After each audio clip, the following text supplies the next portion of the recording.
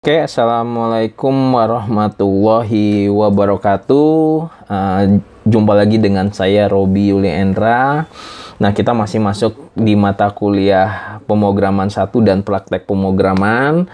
Pada pertemuan kali ini saya akan coba membuat program dengan soal yaitu menentukan jumlah hari dengan menggunakan switch case gitu ya teman-teman. Nah, ini ada ketentuannya, yaitu buatlah program dengan switch untuk menghitung berapa jumlah hari pada suatu bulan dan tahun yang ditunjuk gitu ya. Jadi kita menggunakan kelas scanner.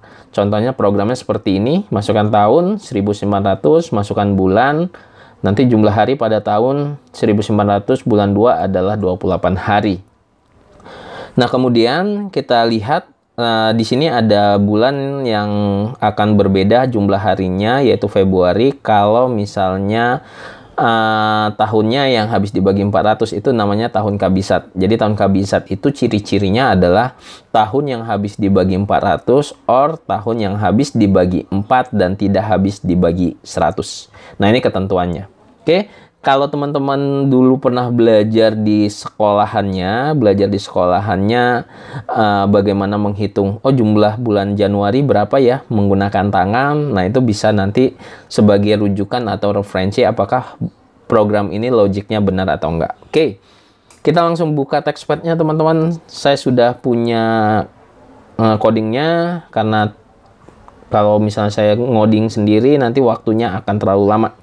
Jadi cukup membosankan dan kalian pasti skip nonton videonya. Oke, saya coba contohkan dulu. Saya Ctrl 1, kemudian Ctrl 2. Oke, saya masukkan tahun sekarang, kemudian bulan sekarang. Oke, jumlah hari pada tahun 2020 bulan 10 adalah 31 hari. Oke, kita coba cek apakah benar di bulan Oktober ini 31 hari. Oke, benar. Gitu ya. Jadi intinya kita masukin tahun, kita masukin bulan dengan menggunakan perintah switch case dan juga scanner. Oke, yang pertama kita akan coba masukkan dulu perintah import java.util.scanner. Kalau yang sudah mengikuti video-video saya sebelumnya pasti udah paham kenapa kita menggunakan perintah ini. Yang kedua adalah kita buat kelasnya, boleh bebas sesuai dengan ketentuan pembuatan kelas. Yang ketiga kita buat kelas main utama.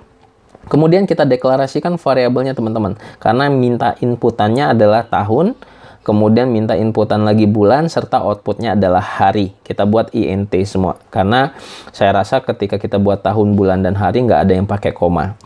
Kemudian kita buat objek baru, scanner input sama dengan new scanner, system.in gitu ya. Kemudian kita buat user interface-nya agar user bisa ngetik tahun gitu ya, karena tahun tipe datanya int, kita gunakan tahun sama dengan input titik next int. Kemudian system.out println, masukkan bulan sama dengan input next int. Nah, logikanya teman-teman yang agak sedikit berbeda, yang agak sedikit susah, yaitu pada bulan kedua gitu ya. Jadi kalau bulan pertama di sini kita buat switch-nya ya, switch bulan karena inputannya int. Case 1 ini dianggap bulan Januari, 3 bulan Maret, 5 bulan Mei, 7 bulan Juli, 8 Agustus, 10 Oktober, 12 itu bulan Desember. Nah, ini dianggap bahwa 1, 3, 7, 5, 8, 10, 12 ini adalah bulan.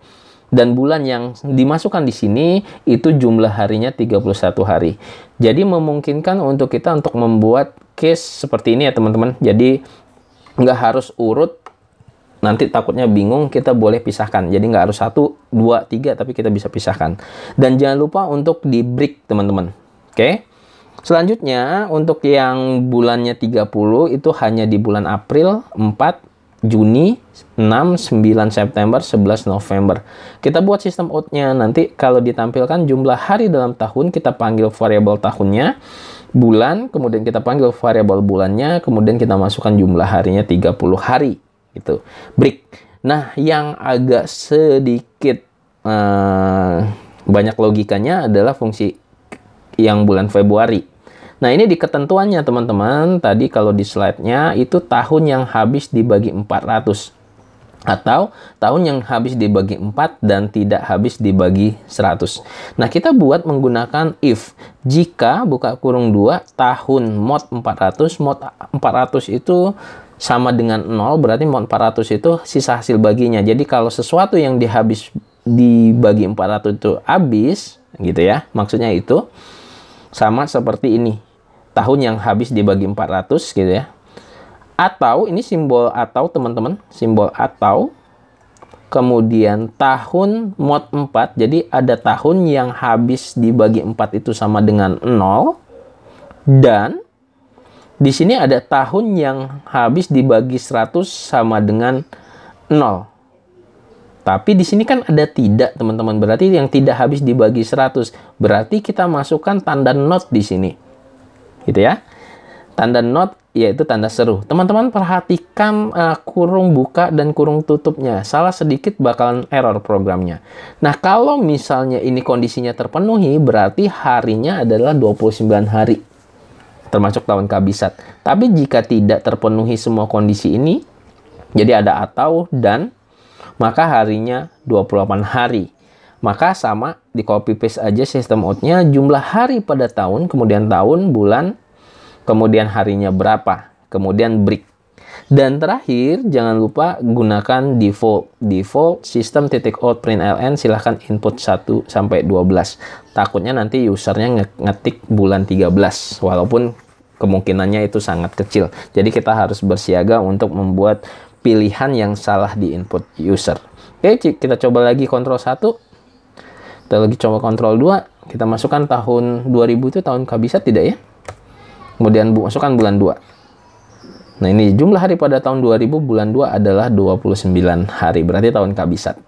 Oke. Mungkin itu aja teman-teman pembahasan tentang bagaimana sih cara mencari jumlah hari tertentu dengan memasukkan tahun dan bulannya, serta mencari tahun kabisat apa enggak gitu ya. Kita ketemu lagi di pembelajaran pemrograman dan praktek pemrograman 1 selanjutnya. Terima kasih atas perhatiannya. Saya tutup. Assalamualaikum warahmatullahi wabarakatuh.